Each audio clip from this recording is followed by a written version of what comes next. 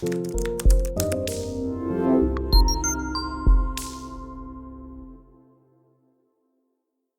excited to talk to you about a project I did in my PhD, which is utility analysis of individual treatment effects. And we will do this by a robust conformal inference approach. It's joint work with Ren, who was a member in Emmanuel's group, but now she is an assistant professor at UPenn Water and Statistics, and also with my advisor, Emmanuel Candace, who is in Stanford Stats and Math. So as we all know, as causal inference answers the question of whether a treatment is effective for the individuals or the patients or other like customers a treatment is applied to. For example, people care about whether a drug is effective, whether a vaccine is effective, so on and so forth. So in this talk, we're going to focus on the potential outcome framework. So here we assume that we have samples from a population distribution. So we're in the superpopulation setting, and each person comes with two potential outcomes. Y1, which is the potential outcome with treatment, and Y0, the potential outcome without treatment. So there are two random variables that represent two status under the different treatment options. So the potential outcome work says that with a treatment assignment, some people in this population are assigned to the treated group, and the others are assigned to the control group. The tricky point here is that only one outcome is observed. So for the treated people, we only get to observe their Y1, but not their Y0. And for control people, we only get to observe their Y0, but not their Y1. And here it is the famous science table in the sense that we only get to observe one of the outcomes. So as I said, here is the outcomes in the orange ones are the observed ones. So a particular challenge is in inferring causal effect is confounder. It can affect the it means that the treatment assignment is dependent on the outcomes. And in this way, the fundamental difficulty of inferring causal effect is that we potentially are comparing apples to oranges, because the people in the treated and people in the control can be very different. So to formalize things a bit, let's say we have n subjects, I from 1 to n, and the subjects are ID from a superpopulation. And here we assume that we also have some unobserved confounders, and we have a joint distribution of them. We also get to observe some observable covariance xi. The treatment assignment Ti is binary, and T equals 1 means that this individual is treated. And in practice, we only get to observe the features xi, the treatment status Ti, and the observable potential outcome Yi of Ti. So here we rule out interference or any other thing. So we are pretty standard here. So to infer causal effect, there is an important assumption in the literature, which is called strong ignorability assumption. It means that the treatment assignment is conditionally independent of the potential outcomes, conditional on the observed covariates. So that means the covariates can capture all the information that the treated people and control people differ. But we know that this assumption is not testable, and we're not sure whether it is true for observational studies, even though people usually assume it to be true. So in this talk, we're going to allow for confounding. So we're going to relax this assumption to the case that the treatment assignment is independent, conditionally independent of the potential outcomes, conditional on the xi and the confounders ui. So this property above always holds, because you can always take the observed confounders to be the two potential outcomes themselves. So to evaluate the effect of a treatment, which is the main goal of causal inference, people have been focusing on average treatment effect for a while, which is the expectation of the treated outcome minus the expectation of the control outcome. And recently, to allow for more heterogeneity and individualization, people have also been very interested in conditional average treatment effect, the CAT. So it is defined as the conditional expectation of the difference between two potential outcomes conditional on a particular value of the covariates, and it's a function of the features. But these quantities still do not tell us about individual uncertainty. For example, let's say we are interested in whether an individual benefits from the treatment. Even if we know that tau of x is equal to 1, things can still be very different for these two small pictures, because in the first one, a lot of people have positive treatment effects. But in the second, a lot of people have negative treatment effects. It's just because of the heavy tail that we have a positive CAT. So in this talk, we are going to focus on inference on the individual treatment effect, the ITE itself, which is a random variable y1 minus y0. And there, here are some other works that have been working on the inference for individual treatment effects. So as we know, the ITE is a random variable, so it's more reasonable to do predictive inference for this random variable.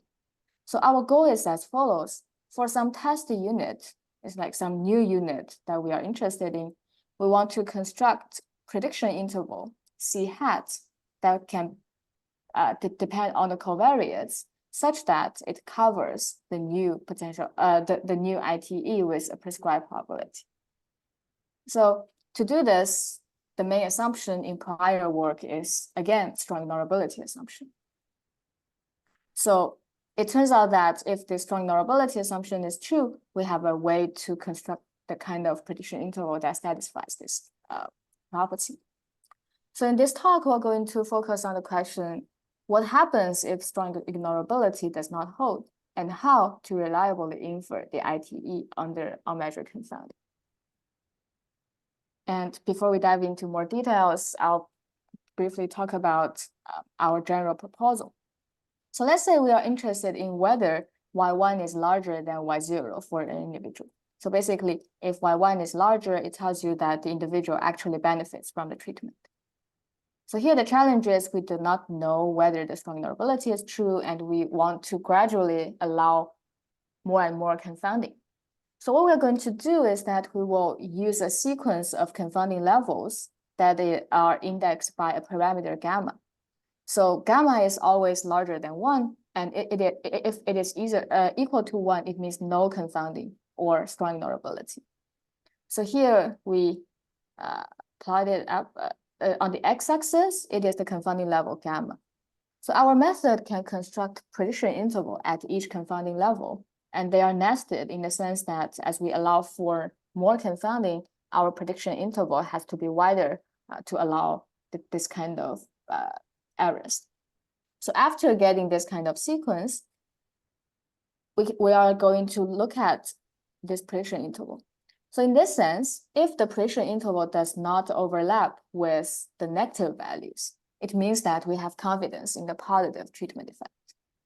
And we find a gamma value, which is the smallest confounding level under which that we cannot conclude y1 larger than y0. And in this sense, if we get a large gamma value, it provides robust evidence for y1 larger than y0. And I will formalize what kind of inference we can provide later in this talk. But in general, this is our proposal for doing sensitivity analysis. It's like we look at how high the prediction interval are on the different confounding levels to get a sense of how robust a positive ITE is. And as an application, we apply it to a data set for growth mindset. A growth mindset is kind of a treatment. If it's treated, it means that people have the belief that they can develop intelligence. And if it is fixed, it's like the control status. It views the intelligence as something invariant. So the question is whether an intervention, which means instilling a growth mindset in people, is that effective in improving a student's achievement? Here, we only have observational data, so there is possibility of confounding. So what we do is that we can report the gamma values for each individual. So it's like we can carry out this proposal for each new point that a new student or new test point that we are interested in. And we can plot the gamma value of the students against the school achievement level. So the x-axis is the school achievement level of each student. And the y-axis is the gamma value of the student. So each dot is a student, and the higher the y-axis is, we have stronger evidence for a positive individual treatment effect. So that's a picture that you can derive from our method. So in this talk, I'm going to introduce how we can construct valid prediction intervals for IPEs via a distribution-free method. It is robust against unmeasured confounding. It handles any conditional distribution, any sample size, and any fitting procedure for predicting the IPEs. And I'll briefly show how we can use the prediction intervals to draw some causal conclusions with some formal statistical guarantees. I'll also show some numerical examples that illustrate the whole workflow of this method. Okay. So I'll first talk about how we can do robust predictive inference of individual treatment effects. So again, just recall that for some test unit, we want to construct the valid prediction interval for the difference in two potential outcomes. So just to simplify things a bit, let's consider the case where only one outcome is missing. So you can think about units in the study, like they have either be allocated to the treated group or the control group. So one outcome is observed and one outcome is missing. So our data would be X and the observed outcome. So the key element here is that we have to infer the counterfactual. So you can imagine that if the test sample is control, we have observed Y0, and we have to infer their Y1. And if the test point is a treated person, we have observed their Y1, and the remaining is to infer the Y0.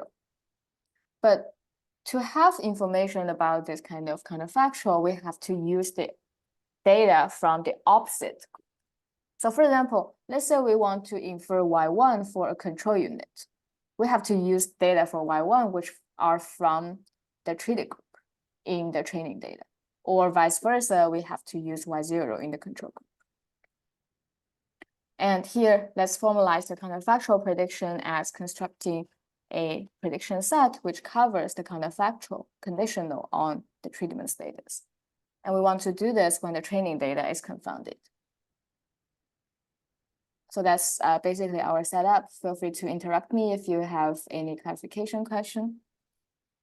So here, because of the confounding, all the things are not identifiable. So the first thing we're going to do is to model the confounding strings. And we're going to take a popular model from the literature. It provides bounds on the selection bias. So here, the assumption is that the treatment is conditionally independent of Y0 and Y1 conditional on Xi and Ui. And the sensitivity model called marginal gamma selection condition imposes that the treated odds of conditional on X versus conditional on both X and U are upper bounded by gamma and lower bounded by 1 over gamma. So it describes how much distortion of the odds of being treated can be caused by adding the confounder. And you can see that if you choose gamma to be 1, it means that the quantity is always equal to 1. And this implies the strong durability assumption that we can remove Ui in this condition. And if we increase gamma, we allow for stronger and stronger confounding. Yes? So do you make no assumption, like does this model make no assumptions about the effect of the hidden confounder on Y, or is it? It's kind of hidden in this It's implied by quantity, yes, because first thing is that you can choose the confounder to be the Y0 and Y1 itself. So that's the strongest confounding that you can have. And by limiting the impact of U, it implicitly limit the impact of Y0 and Y1 on the treatment. Is that what you are asking? I understand that this condition will imply that the y factual will change, but actual potential outcomes, wouldn't these also be affected by you? Like, Yes. So the point is that both the potential outcomes and the treatment are affected by you. But because they are conditionally independent given U, limiting the impact of U on T implicitly gives you some limit on the effect of U for the potential outcomes. Okay. Thank you for the question. So the first key observation of our framework is that under the sensitivity model, we have to deal with distribution shift when we want to infer the individual treatment effect. So as I said, to infer the counterfactual of y1 for a control unit, the target distribution is the test sample from x and y1 given t equals to 0. But as training data or calibration data, we have to use y1 from the treated group. So the point is that these two conditional distributions can be different. And the first result of our paper is that under the marginal gamma selection assumption, the density ratio of the target distribution versus the training distribution is upper bounded by a function of x and the lower bounded by another function of x. And the two functions depend on gamma and also the marginal probability of getting treated and the conditional probability of getting treated. And E of x is called the propensity score in causal inference. So here, the issue is that this distribution shift is not identifiable because of confounding, but it's still bounded by identifiable functions of x. And if we take gamma to be 1, the upper and lower bounds are the same. And it becomes a pure covariance shift in the sense that the density ratio of x and y in the two groups is only a function of x.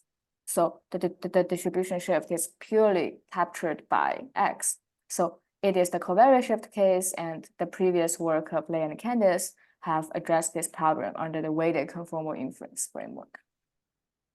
So here we're going to talk about when we have unidentifiable but bounded density ratios, how can we still have valid predictive inference? So actually, this corresponds to a more general problem of robust predictive inference. So in general, we can derive a more universal problem from our previous slide in the sense that we have a training data from a distribution P and an unknown target distribution for the test point. And the two distributions are related in the sense that the density ratio is upper bounded by some function U of x and lower bounded by some function L of x. And our goal is to construct a prediction interval C hat such that for the worst case of Q, it still covers the unknown outcome under the unknown target distribution with a prescribed probability. So in our paper, we mainly tackle this method and introduce like how can we find this U and L in the context of sensitivity analysis for individual treatment effects. So our method is called robust weighted conformal prediction. So it follows this kind of workflow. The first thing is that we will split the data into a training fold and a calibration fold. It is standard in conformal prediction and it's called split conformal prediction. And then we will use the training data to fit a model and compute some residuals by plugging in the calibration data. So this residual basically tells you how much difference this yi have for the predicted value. So it measures the prediction error. So for example, a very popular score function for the residual is y minus mu hat of x, the absolute value of the prediction error. And there are also some popular choices like those based on quantile regression or conditional distribution functions. But in general, it's any function v of x and y. And here we will compute the scores or the residuals by plugging in the calibration data. I got a question, is there a model under each treatment regime?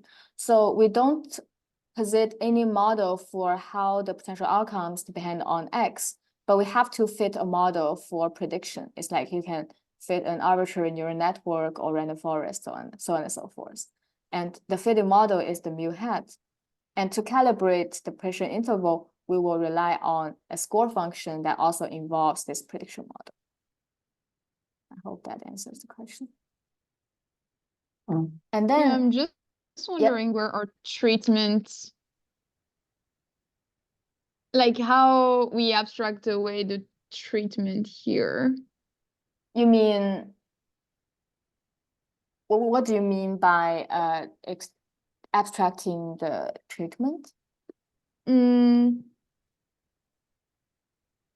Like the distribution of the X's, right, for the people that have received the treatment for differs potentially from those who did not. I'm just wondering whether there would be an advantage here to fit a model on D train, comma, the treated, and then fit a second model that you also calibrate using those in your calibration set that were not treated. I mean, like essentially fit the model on D train, Yes. This is a very great question. Yes. So the answer is yes, but we cannot do this too much in the sense that, so if you look at here, the difficulty is that the probability of getting treated E of X, the only thing you can estimate is the conditional probability of T equals 1 given X equal to X, but not conditional on the U. And this quantity will be used in our method. But still, if you want to fully address the confounding issue, you have to have T equals 1 given X and U. And that is not identifiable. And we bound it using the sensitivity model. And as a consequence of the sensitivity model, we have this density ratio bounds. So estimation of this EX will be part of our procedure. Thanks. Yeah, just following this question about estimation, actually, the third point is about estimation. So we're going to estimate the lower and upper bounds using the training data. So basically, we have to use the treated and control group to find this E of X and plug in this E of X, this estimation of E of X to have an estimator for the upper and lower bound. So still we have to estimate it. And then we will construct a prediction set, which is the set of values Y such that if you plug in this Y together with the new test feature into this score function, the score is smaller than the cutoff. And the key point of our method is how we get this cutoff. So we'll run a optimization problem. V hat is the most conservative estimate of a weighted quantile. So here, it is a weighted quantile of the calibration data plus a point at infinity. And the weights are given by PW of I and PW of n plus 1 is given by an unknown weight function, W of Xi and Yi. So you can imagine W of Xi and Yi is the correct density ratio of the test data versus the calibration data. But with unmeasured confounding, we don't know what exactly the weight is. The only thing we know is that it should be larger than L of X and lower than U of X. And further, we replace we use an estimator of U and L to find the conservative estimate. So if we remove the soup and have ground truth of this weight function, just taking the 1 minus alpha quantile will actually give us valid coverage of 1 minus alpha according to previous works on conformal prediction. But here, because of unmeasured confounding, the only thing we know is that this weight is upper and lower bounded. And with an estimated bounds, we can run this approximate optimization problem and get this conservative estimates. And your your estimate of L hat and U hat is really just estimating the propensity score. Like that's not yes. Because in our case, U hat and L hat depends on the propensity score. So basically, we just estimate E hat and plug in to get this L hat and U hat.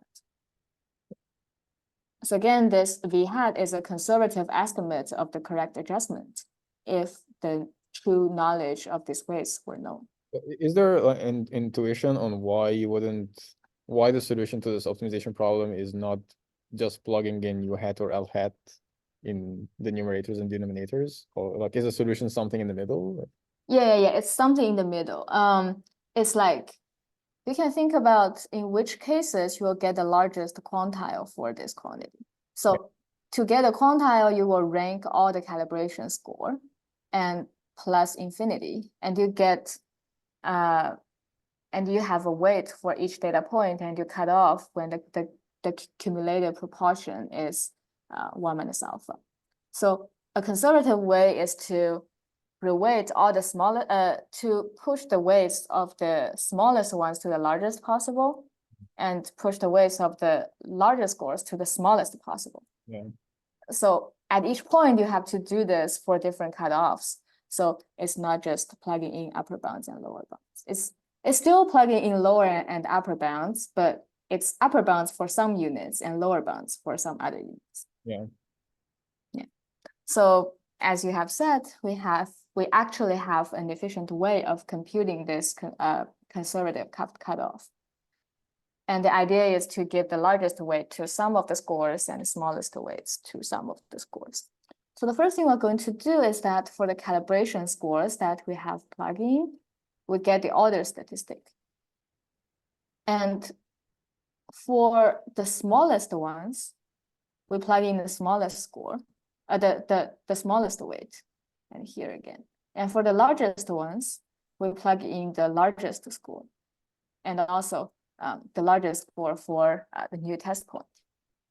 And we get the smallest case such that this empirical quantile, this robust empirical quantile, is is larger than 1 minus alpha. So that's our conservative estimate of the order statistic. And we find the K hat star's smallest calibration score to be our cutoff.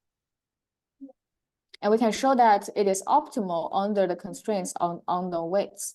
So if we only impose the weight that the constraint that these weights are upper bounded by U hat of xi and lower bounded by L hat of xi, the above method gives us the tightest solution of this optimization program. So we also prove some results for this kind of method.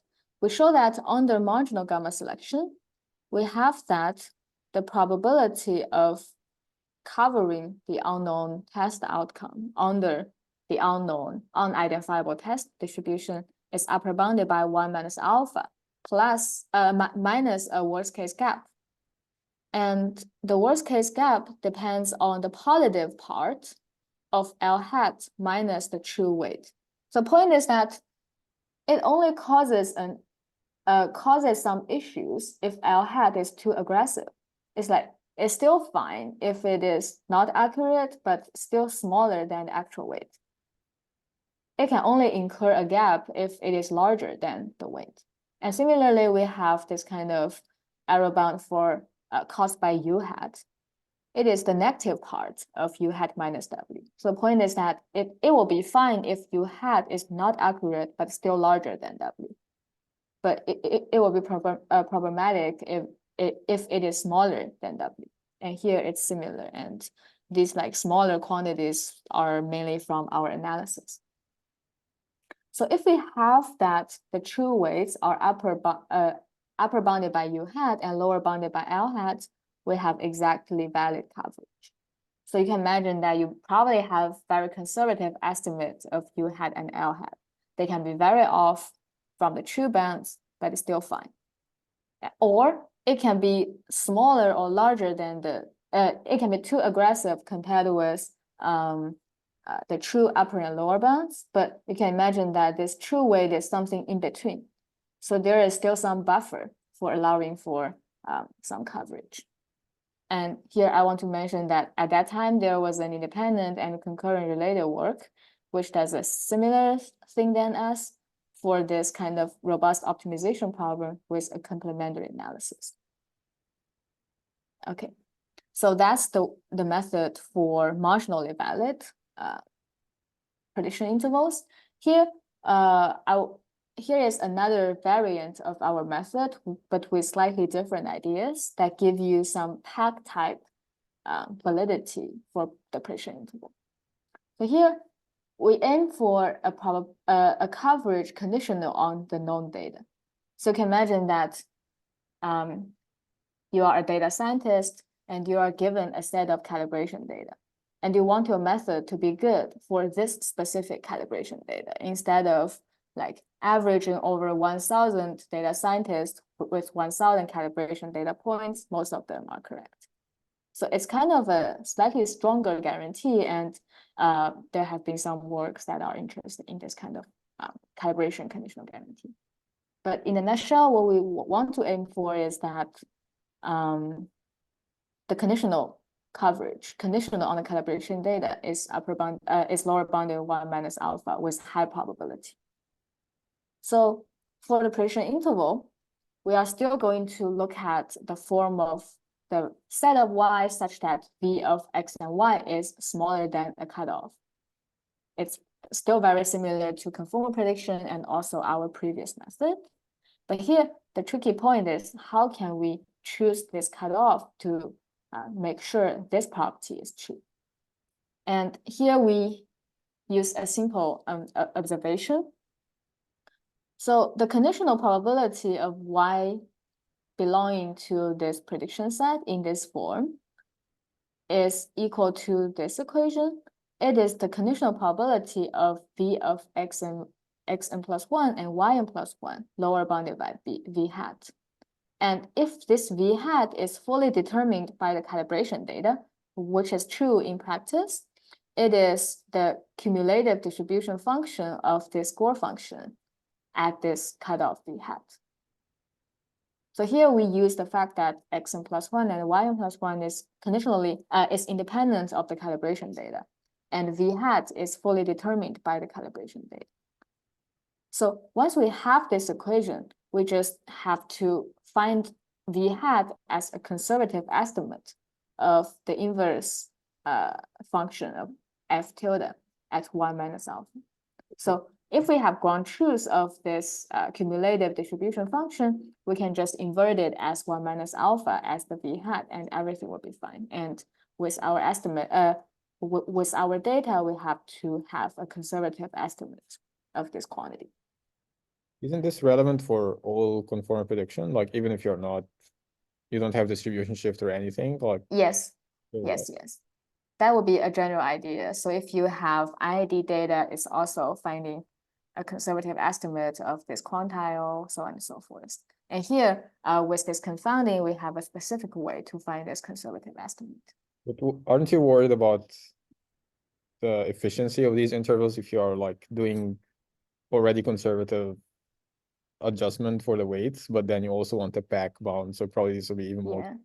Yes, that can be true. Is that in some cases you can have long prediction interval, but we have some simulation studies that evaluate the tightness of the prediction interval, and there's nearly exact coverage under the worst case distribution. So that means that's probably the adjustment that you need to be that robust. It's like we are not overshooting. Yeah. Right. So I'm not going to too much details about how we construct this. You can imagine that the method is to have like an estimate of the robust conditional distribution function and invert it to be the conservative estimate. So if you are interested in that, you can check our paper. But the point is that we can find out another construction of C hat based on the previous idea that gives you some conditional coverage, and the coverage gap is in the similar sense as before, meaning that the first component depends on the positive part of L hat minus W. So things will be fine if L hat is not accurate but remains a lower bound for the true weight. And things will still be fine if U hat is not accurate, but still a valid upper bound of the true weight. And we will show, in our paper, we show that this procedure is tight for some problem instances. And in the paper, we exactly characterize the range of this unidentifiable distribution of the counterfactual in our paper. And I have talked about how we can do counterfactuals, and here to go from counterfactuals to ITEs, there have been some framework in the previous paper of Lei and Candace, so we can follow the similar ideas to do this kind of things. The idea is that when one outcome is missing, you can use the prediction of the missing outcome to get the prediction interval for the ITE. And when both outcomes are missing, you can combine the two prediction intervals with bound-Ferrandi correction. And there are also other fancier methods, but you can still like refer to the paper. Here are just like some points that you can go from counterfactuals to ITEs. Okay, so previously I talked about how we can make this robust predictive inference for ITEs using our methods. And here, I'll briefly talk about how we can make causal conclusions by the idea of sensitivity analysis. So let's say gamma star is the true confounding level. So for a new test unit, the first thing we can do is that we can check whether we can conclude y1 larger than y0 for a fixed gamma by looking at whether our prediction interval overlap with the negative part. And if it is all above 0, then we can conclude that y1 is larger than y0. And our gamma value, gamma hat, is the smallest gamma such that with this prediction interval, we cannot conclude that y1 is larger than y0.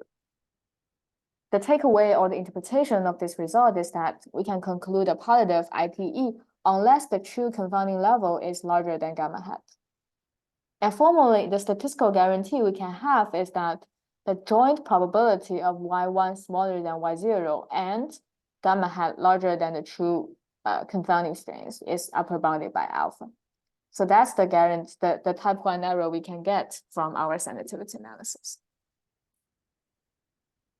So the interpretation is that we are basically simultaneously testing a sequence of hypotheses, and each hypothesis is indexed by the confounding level gamma.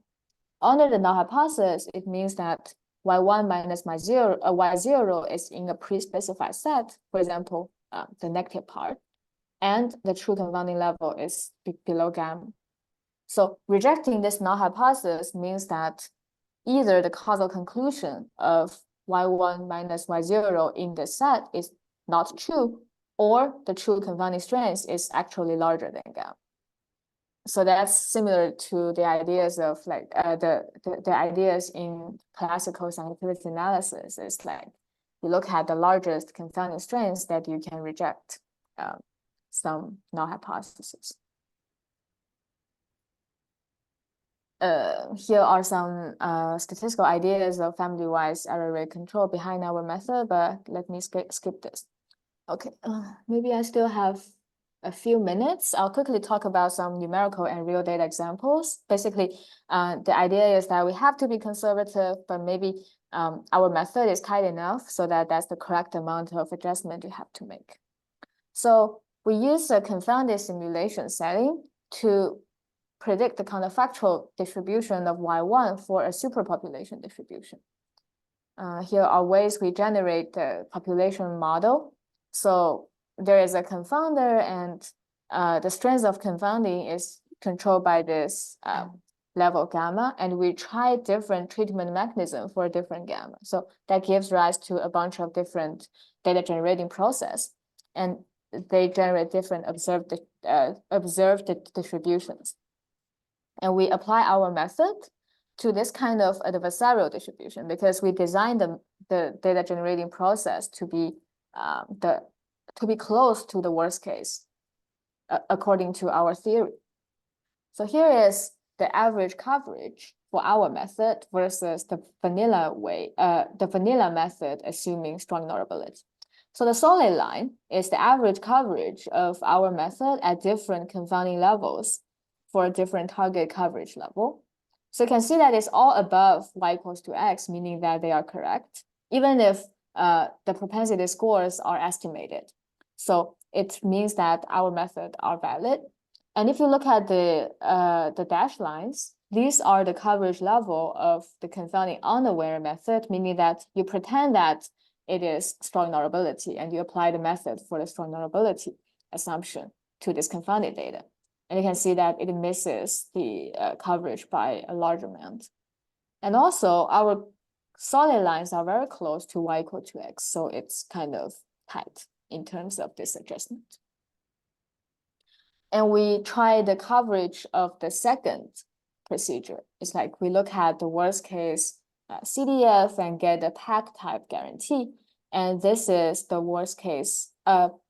This is the actual pack type coverage we get from our experiments. So it's always valid, even if you have fitted the propensity score. So we believe the idea is that even if you may have some estimation error because our coverage guarantee only depends on the positive part and the negative part. It creates some buffer for the coverage. So here, it's near exact, meaning that we make the correct amount of adjustment and we are not overshooting. And yeah, the data set, yep. Just wanted to ask you a quick question about intuition. I mean, I think you tried to explain, but I didn't get it. Like in the first set, with your first procedure, it seems like you could put some weight on being aware of the confounding, some weight on being non-aware of the confounding, and then because of this over versus like under coverage, like you could get close to what your second procedure is doing. Can you explain again the intuition? Like, why is it that when you make your procedure aware of confounding, your actual coverage is like above while the other one? And so, yeah, suggesting that you almost need to be Bayesian and like put some weight on the aware, not aware. Yeah, this is a very, very great question. So in the second procedure, we use the same data generating process. We use the same estimator of everything, but we have very exact coverage. That's because we try to be most adversarial, meaning that our data generating process is the worst case among all the potential confounding data. So in this sense, our method protects against the worst case distribution shift. And because the true distribution is the worst case, we have exact coverage. And another thing is our second procedure is tight for the worst case distribution. But in contrast, actually, the first procedure is not necessarily tight for the worst case distribution. So even if the true distribution is still worst case, our method is a little bit even more conservative than the actual worst case. So we are actually a bit overshooting for the first procedure. The reason is that there is a very interesting conclusion here. The reason is that the first procedure, we only impose this constraint, that the weights should be upper and lower bound. But there is another crucial effect, a crucial fact for this weight, that it is a likelihood ratio. So another constraint that is not accounted for here is that the conditional expectation of this W function, conditional on X, is always equal to 1. And because we don't incorporate this constraint, here we can be a little bit too conservative. And so actually, like the fact that it's a density. Exactly. Exactly. And actually, we still don't know how can we incorporate the constraints for it being a density ratio in this marginally valued procedure. But we can do this more easily for the second procedure. And actually, in our construction of this V hat, we have taken into this account. I mean, I don't know if it's related, but one question I had when you showed the like supremium on the W being between L hat and U hat is whether if you were to take into account the variance of L hat and U hat that comes from your cert points at the estimation level, and if you were, instead of L hat maybe like over, I don't know, like B bootstrap iteration, you know, you take whatever like 2.5 percentile of L hat and 97.5 percentile of U hat, like would that, I don't know though whether that would help with your I think it will help, but it help in the sense that you can be more robust to the estimation error of L hat. But not to the density. Not to the procedure itself. And actually in the literature of conformal prediction, there are people who actually use this for this kind of estimated weights. It's like, if you want to estimate a weight, you can construct confidence set of the weight itself and make sure and being a bit of conservative inside this set, and it will give you better protection against the estimation error. So it's kind of orthogonal to the protection against confounding error. Yeah. But that's a very great idea. Okay. Thanks for explaining the intuition. Yeah. Thank you for the question. Yep. So that's the major conclusion. And we basically can run our procedure to diagnose the individual treatment effect under different confounding levels. So here is still the learning mindset data set. And we look at the individual treatment effect on the treated. And the test sample is from P+1. And we can test the null hypothesis of negative treatment effect. And here we run this for the treated group, and about 20% of treated units are identified as positive ITE at numerical treatment. So if we have no unmeasured confounding, there are 20% of treated units that can be said as positive by the marginal procedure. And the right panel is the path type procedure. And some samples actually have large values of gamma hat.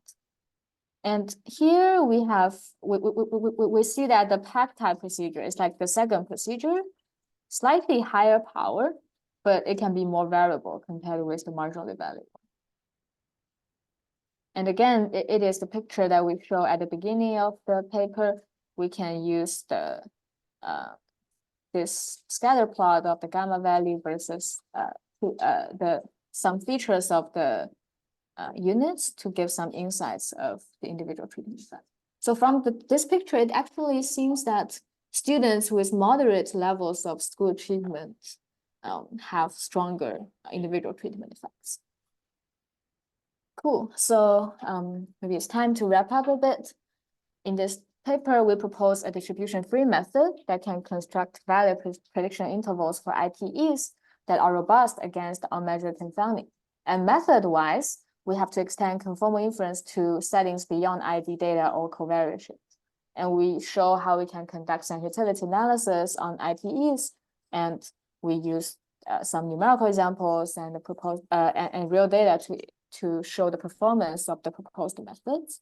And actually motivated by the distribution shift in this work, we have done a follow-up work which proposes a new sensitivity model based on the DRO perspective, in the sense that you can actually have more general sensitivity model, but it still gives you some distribution shift that is close to what we have here. And you can use some techniques from DRO to do some sensitivity analysis. And with that, thank you all for your attention, and please feel free to let me know if you have any questions.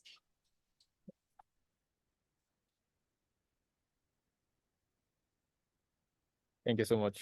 I have a question about how the notion of validity interacts with RTE inference. So if we have like, somehow we have a way to do like conditionally valid inference, we wouldn't care about distribution shift, right? In our case, actually, you still care about distribution shift because it is something beyond covariation. So if you have conditionally valid ones and you have covariance shift, there is no worries because y given x never changes. Yeah. But here, because of unmeasured confounding, you have to worry about the changes in the conditional distribution of y given x.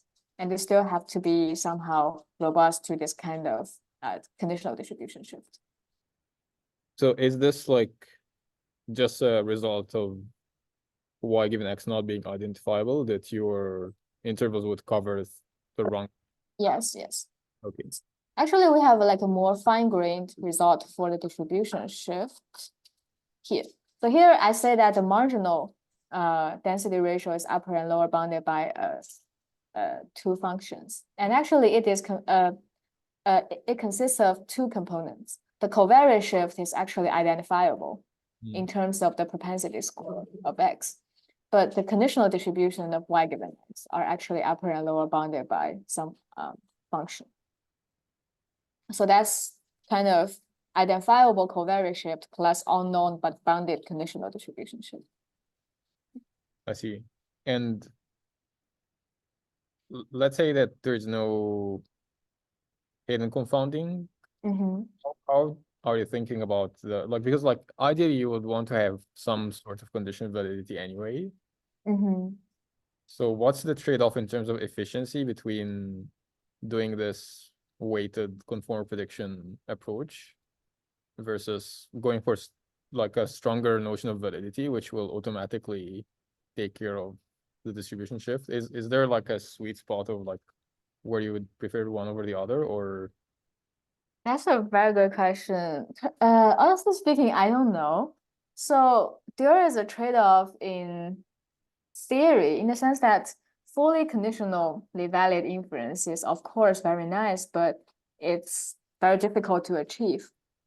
It's provably impossible, like in theory. And in practice, if you aim for that, sometimes your prediction interval will be very long. But if you use the covariance shift adjustment, you can still have marginal guarantee and the prediction interval will not be too wide. So that's what I know from the literature. And in terms of this kind of ITE inference, actually there is some. Okay, so for this kind of predictive inference, there is also some trade-off between the efficiency of the prediction interval, meaning that the length of the prediction interval versus the conditional coverage. There can be some cases, well, for conditional coverage, the oracle case is that you always have the true conditional quantile. And in that case, it's not the shortest prediction interval that you can aim for. And sometimes in practice, people want shorter prediction intervals that are marginally valid. In that case, you can trade off like harder instances with easier instances to improve the length. But in general, I can see some tension between the two goals. That's actually an interesting segue to my next question, which is like adaptivity of the intervals. So you presented you can do with conformal quantile regression, right? Like there's nothing, not assuming anything about the conformity score. Yeah. But would you be covering with this like conservative, well, naturally just conservative approach with hidden confounding, like how informative the intervals would be for instances where you have less overlap? And even without hidden confounding, like, because you just have marginal coverage. You mean the conditional coverage of our procedure? Yeah, like if you take the instant, like if you try to correlate the coverage with the propensity score, you always get good calibration, or do you tend to undercover like extreme propensity values? Because you also want to, even if you don't want conditional coverage with respect to X, you want good coverage which is like a balancing score. So like if you have good coverage with respect to propensity, you are doing things, but if you are covering the easy, like good overlap points, maybe you are not really solving the real problem with IT inference. That's a very good question. I don't have a very clear answer, but my intuition is that I don't know for the first procedure because it's a marginally valid one, but for the second one, like this, because we consider the worst case distribution shift and our construction is kind of tight, if the raw conformal prediction, like the quantile regression, something like that, is consistent, then I believe our method can achieve conditional coverage, even in the worst case. That's because first, the quantile regression is consistent. So vanilla conformal prediction is conditionally valid. And then it's because our construction is tight for the actual worst case. So that means even for the worst case, we still have valid conditional coverage. Yeah. But for the general case, I'm not sure. And it should be very interesting to see the correlation of coverage with respect to a lower dimensional quantity like propensity score, which is very important for causal inference problems. Yeah, I was talking to some other students who is unfortunately not here in the meeting, but we were thinking like if the propensity score is like the sufficient statistic for why not just have coverage with respect to the propensity score, and this will give you marginal coverage, but probably more meaningful intervals. This is very interesting. This is very cool. Yeah, I look forward to your work in this topic. Yeah. Okay, any other questions from anyone? Actually, a related question, but I think you partially answered it with your question. I wanted to ask you how you interpret, the difference between L of X and W of X and U of X and W of XY. And it seemed to me like if the difficulty to get a tight confidence interval for the propensity that this person had to be treated, like I guess this is what Ahmed said, the difficulty to estimate precisely the propensity for someone to be treated is a reflection somehow of how bad potentially your like distribution shift of XY can be. Is it what you're saying here with the delta hats being, I mean, for the first two components, the sum of these differences? I think here it is trying to say that we actually have some buffer for the estimation error. It's like, you can imagine like the true lower bound is lower than this, the true L of Xi is smaller than this W. So it means that if L hat is anything between the true L and the true weight, it's still fine. So it describes some robustness to the estimation error of L hat, but I'm not sure whether that's connected to how difficult it is to estimate L hat. Maybe if it's difficult to estimate this L hat, it means that the propensity score is very small or very large. And then it means that this area, like this region of the feature space can have very large confounding. I think that's possible, but I don't have a clear idea how to incorporate this observation into our framework. Yeah, I was wondering if the difference, like U hat of Xi and L hat of Xi is large, which means that, yeah, like somehow we have difficulty because of the lack of overlap, because of like extreme weights. Yeah, what does that tell us about? So as if like the difficulty to get the propensity score estimated precisely gives us some information about the extent of distribution shifts. But I don't know. Maybe it's like over-interpreting what this sum of the differences between L hat and W is. I guess it should be related, but currently my understanding is like the estimation of estimating this L hat or the propensity score is only on the level of features. But the confounding is on the unknown confounder in addition to the feature. So it can be two layers of the difficulty.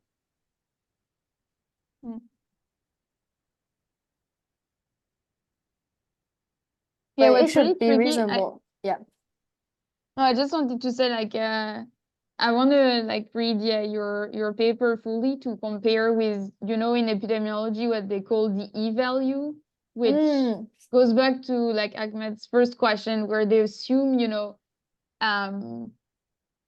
there's a level of association between this unmeasured confounder U and the treatment, and some other level potentially stronger of association between U and Y.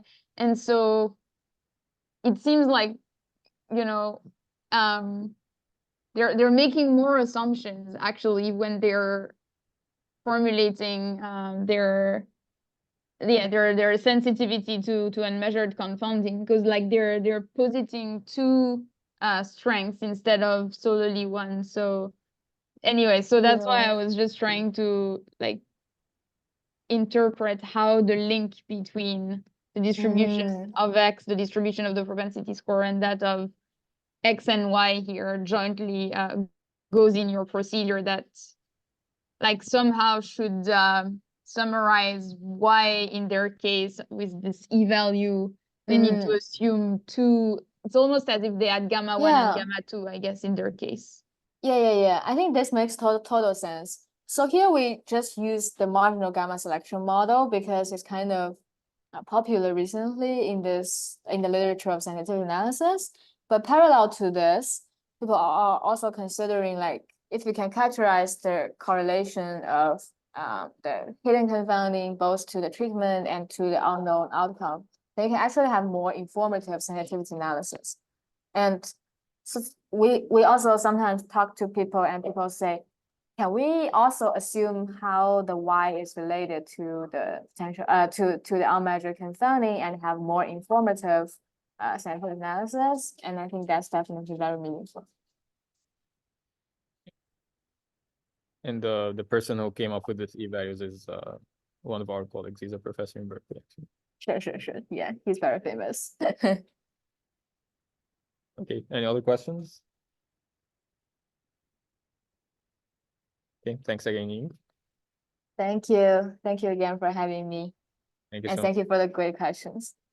Thanks you, and thanks for everyone for joining. Thank you. Bye.